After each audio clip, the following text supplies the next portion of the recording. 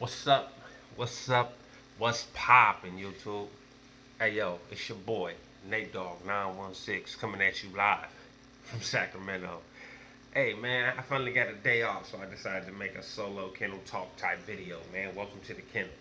Hit that like, that subscribe, and that notification bell if y'all want to see this content, man. And check me out on Instagram at nate.dog916, or you can catch the producer at Sandman2788. Hey, if y'all got any kind of content y'all want to discuss, anybody making it through a struggle, it doesn't have to be the penitentiary. If you made it through a struggle, you got a story to tell that help teach those behind us. You feel me? And it helps leave stuff behind us if you understand what I'm saying. But people been asking about this quarantine, coronavirus, all the stuff that's going on in America right now, in the world actually, and asking what do people do in while we're incarcerated um, when something like this happens. And when I was in Pelican Bay, we actually had an issue with something called the norovirus in the prison, and they basically locked down a whole section in the building, and anybody who had contracted this norovirus, they were placing those people in that section on quarantine. Um, Nobody was allowed to go near these people. They were getting sick. It was like a stomach virus, something like that, but it was a pretty bad stomach virus. Um, and like everybody was, they were cell fed with styrofoam containers that were put in the trash immediately. They never got trays. Um, but basically, they quarantined that whole section. But I've talked to a couple people that are currently incarcerated, and from what they're telling me, man, they got the whole prison on slam. I just did get a phone call from a prison phone day before yesterday. Today's Thursday, so Tuesday, I got a phone call from a fellow that's incarcerated. So they let them out to make phone calls, to shower or phone call, or shower and or phone call. So basically, if you got a cellie, you and your cellie come out. One get in the shower, one get on the phone. When this person's in the shower, this person gets off the phone, bam, and switch it out. Um, Not that it's a good thing, but at least Global Tel-Link, which is the prison phone program system, they got a contract for the prison phones, have been giving everybody free phone calls since this incident has started. So if your people in prison, be expecting a call. If you get a call from an 888 number or a Texas number, answer it. Don't just ignore it, because it might be them calling you from the prison, and you don't have to have money on your phone. They're giving free phone calls, so don't just ignore it. If you've been ignoring calls because you can't afford to put money on the phone or whatever, answer it right now, because they might be getting through for free. Um, but as far as the mentality of what to do while locked down, right? So this out here, it is a serious thing. I'm not trying to say it's not, um, but this really can't be compared to a prison lockdown. Um, Prison lockdown will make this way more simple for you, um, because at least here, out here in the real world, um, like, so you got to stay in your house, right, or your apartment, or wherever your domicile is, right. You got to stay there, but understand that, like right now, I'm in my front living room, my entry living room. Um, my wife is way over in the kitchen area doing her thing. My kids are way in the back asleep. Um, there's separation, right? There's separation. If you want some quiet time, you can find some quiet time at certain times of the day, of course.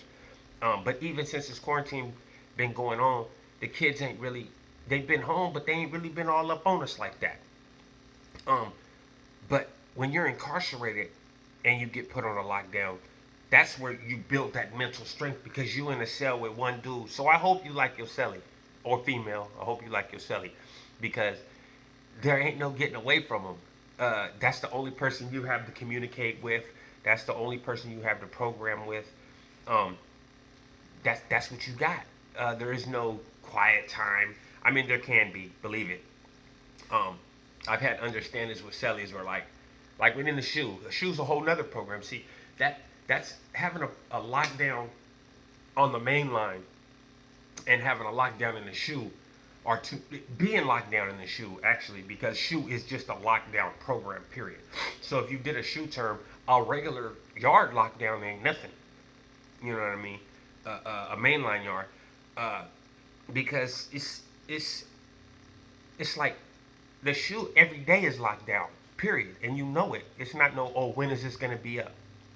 On the main line, it's, you never know when it's gonna be up. They have certain reasons why they let stuff up and don't let stuff up. And then when you see, like, when it's a racial lockdown, you see other people coming out, and you're like, man. And like space say riots, right? When it's a riot between races, nobody wants to talk to the walk and talkers. And the walk and talkers are people who, like MAC reps, men advisory councils, a MAC rep.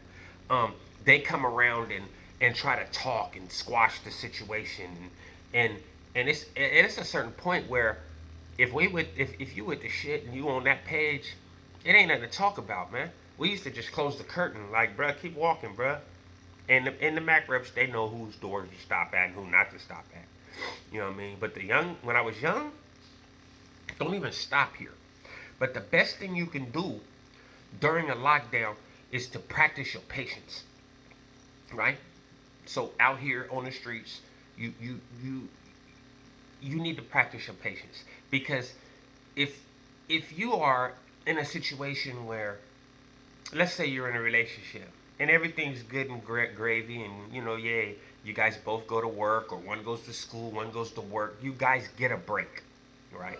So assume now that both of you are laid off. Hopefully not both of you, but the situation is weird.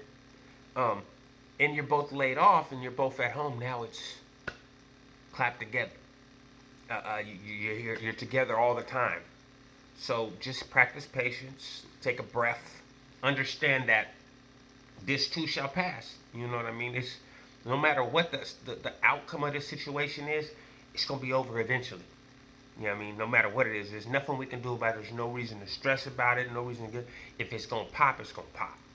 You know, that was the mentality that was embedded in me from doing all that time in prison. Like, stressing about whether it's gonna be a riot, or worrying about what was happening on the streets, or worrying about what's going on with my kids or my girl or my family. All these things is things that just add extra stress to your life. You know what I mean? There's no point. There's really no point in stressing on stuff that you can't change. If it's gonna happen, it's just gonna happen. Then you just do what you gotta do when it does happen. You know what I mean? If a riot pops off, I mean, bottom line, you either gonna fight or you gonna run. I mean, it's that simple. You know, there's not a whole lot of middle ground here. You know, if a riot happens between two races or two factions or whatever you want to call it, you're either gonna fight or you're gonna run. It's that simple. So when it comes time for it to happen, you just do what you gotta do when it's time to do what you gotta do. Me personally, I was more of a fighter. I've seen some people run. You know, a lot of times people think that their mentality is a certain reason. Like, I'll fight anybody. But then when, like, they see a whole wave of people coming towards them, they freeze up. And I'm not gonna say it's not intimidating, but you just gotta trust that your team is ready. You know what I mean? Whatever it is, for whatever it is. And around me, my team ready. We good. We good. We gonna eat. We gonna be good. We gonna work. Fortunately and unfortunately, we gotta go to work. Me and my wife still have to work. Um, I'm not gonna say have to work. There's a lot of people that would love to be at work and can't be. I'm gonna say we get to work. But you got to understand that every day that I have to go out to work, I'm risking contracting this virus myself. You know, and I'm not really worried about me catching it, but there's the other people that I may come into contact that I might pass it on to. You know what I mean? In public, there's elderly people I deal with. A lot of the places where I have to go to, there's a lot of elderly people around. So, and I keep my distance. You know what I mean? So practice social distancing. Remember that. That's real. If it's not, but just like somebody said it. Big Herc said it. Big Herc said it in a video that we used to be like that in prison. Like, bro, give me 6 feet. There ain't no reason for you to be standing more than 6 feet close to me. Anyway, in there. So it's like, if you Because I need distance. You know what I mean? How I know you're not plotting on me if you're that close to me? So just give me 6 feet. Shit, we used to be on some give me 10 feet shit. Like, man, don't, ain't no reason for you to be that close to me. So, practice your social distancing. Understand that lockdown and stuff that, not just lockdown, let's just say stuff that you're not accustomed to is hard on the psyche. It's hard on the brain. So, control your brain, control your thought process. Understand that it's going to be tough before it gets tough. That makes you more capable of dealing with the toughness when it gets there. You know, when you're still comfortable and it's just starting or whatever, and you're like, this ain't that big of a deal. Understand that it's going to get tougher. It's going to get harder. Little stuff is going to start to bother you. Not being able to do stuff you used to doing is going to bother you. But understand that this is what's best for everybody. So this is what it is. We on lockdown. Everybody take care of yourself and take care of your family. Look out for you, because ain't nobody else going to do it, no matter whether it's a conspiracy theory or a government plot or election year stunt. Whatever it is, take it seriously, man. Until it's over, until they say it's a wrap, take it seriously. You know what I mean? Because that's like if I tell you, hey man, them dudes over there, them that race, they're only 10 deep on the yard, and there's 1,500 of us, but they talking about taking off on us. And you the same race as me, and you're like, man, I ain't worried about them taking off on us. They just talking. But what you don't realize is a good strategist is not going to take off 10 on 1,500. Those 10 will wait till they catch 4 and attack those and handle their business and be gone, be in the hole. So you got to think, never overlook something because it doesn't sound feasible to you. Take it for what it is and be ready for whatever. You guys know, no matter what you do, man, stay loyal, man. It's Nate Dogg 916. We here and we rocking. Let's go.